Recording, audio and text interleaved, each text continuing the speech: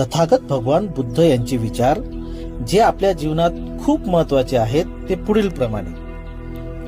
मन हेच आपले खरे साम्राज्य आहे. जगात कितीही संपत्ती मिळाली, सत्ता मिळाली, तरी मनावर नियंत्रण नसेल तर जीवनात शांती कधीच मिळत नाही. मन जेथे नेईल तेथे आपण जातो. म्हणून मनाला योग्य दिशेने नेणे हेच खरे साधन आहे. ज्या दिवशी माणूस आपल्या विचारांवर ताबा मिळवतो त्या दिवशी त्याचे जीवन बदलू लागते. माणसाला दुःख देणारी गोष्ट परिस्थिती नसते, तर परिस्थिती बद्दल असलेल्या इच्छा असतात. जितक्या इच्छा वाढतील तितका मनाला भार वाढतो आणि मन शांत राहू शकत नाही.